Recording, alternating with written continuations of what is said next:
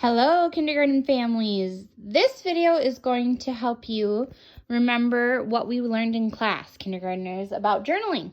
So in the packet pickup last week, you should have gotten your journal. It has a black clip on it to keep their place. But I wanted to show you what I have ready to go for journaling today. So I found a fun pencil that I'm going to use, my crayons, and then these are for parents. If your kids need help, with the spelling at the end, using a highlighter and helping them spell and having them trace over it is a great tool. Sometimes I'll also help them spell by writing it on a Post-it note, and they can put it in their journal and copy from the Post-it note. So that's why I have those two tools as well. But today we're going to remind ourselves a couple of the vital steps to journaling correctly. So let's get started. So the first thing you want your child to do in kindergarten, you remember this, is neatly write their name at the top. So all of our letters start at the top. We want to make sure that the letters stay on top of the yellow line, that they're spaced appropriately, written correctly, and written neatly. There we go. In the space over here, you want to write the date. So today is April. We use a 4 to represent the 4th month. Dash, today is the 6th, and it's still 2020. So we have the name and the date at the top. So once you have that, you are ready to start. And I want to show you our class poster to remind you guys how to do this. So step 1 is draw with pencil. That means that you have to think of something to draw before you even begin. We draw with pencil so that if we do make a mistake, we can easily go back and erase it. Step 2, that's when we take our crayons out and we color in the parts of the picture that need to be colored in. We don't always do the background, that's optional, like the blue sky in this picture. But we do tell the kids that you need to have 5 or 6 colors. Usually how old you are is how many you should have. And you can always do more than that if you're wanting to. The last step is to label. And you can label the parts of your picture, but now that you are all really good writers, you could start writing sentences to go with your picture today. So let's go back to my journal page and talk about step 1. So for step 1, I have decided that I really want to draw a picture of a dinosaur today. I've been thinking about dinosaurs and I want to try to draw one today. So even if I don't know how to, I'm going to try my best to draw one. So I'm going to start kind of in the middle of the page because I know that later I can draw some ground underneath him. But I'm going to start with his head. So I'm going to draw his eyeball first. And remember, you can journal about anything you want. Whatever you find interesting. Let's give him some teeth. And if it's not turning out, you can easily go back and erase. Let's give him a tail. Let's give him some arms. This is going to be a T-Rex, so he's going to have littler arms. Okay. Now he needs a big front foot with claws. There we go. Okay, let's give him some spikes on his back. So again, you start by drawing the noun. We talked about that as a class. A person or a thing in the picture. What the journal is mostly going to be about. All right, I kind of like him. Now I'm going to try to draw the world around him. I know this week we've been talking about setting, and a setting is where the story mostly happens, or where the picture mostly happens.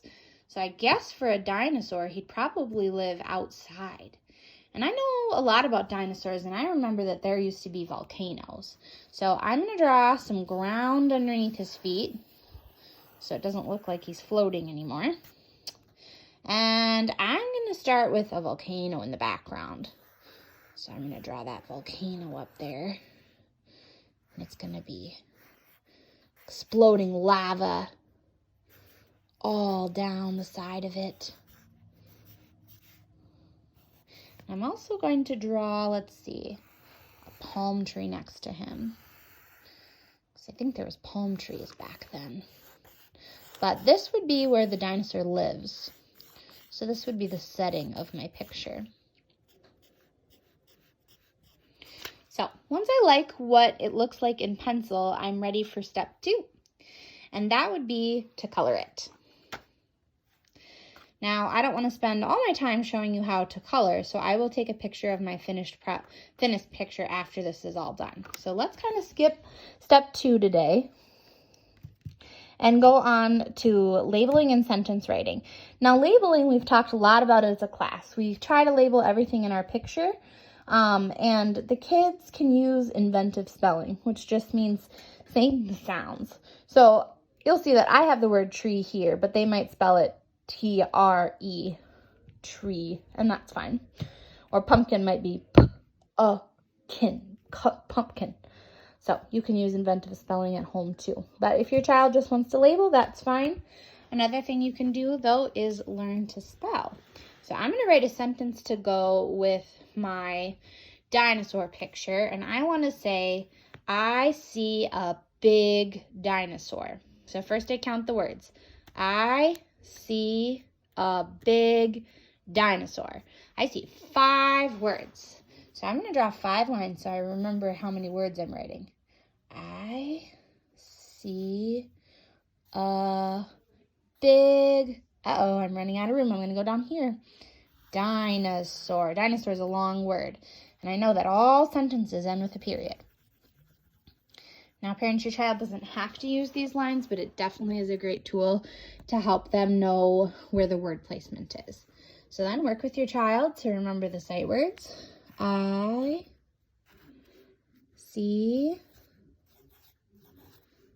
a, those are all 3 sight words. I see a, the word big. This one is the one that we're going to have to sound out. Let's sound it out together. Ready? B, G. What do we hear first? Okay. B, B, B. I. That's that vowel. I, G, G. It's a descending letter, so I'm going to go below the line. I see a big, this word is hard, dinosaur. I'm going to spell that first part. Dine, D-ine. Okay. D, D, D, dine. And I'm going to use inventive spelling for this one.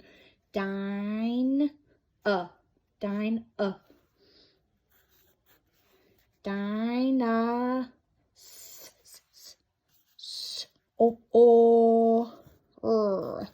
And I already did my period, so I'm good to go. So I see a big dinosaur. I have a sentence to go with my picture.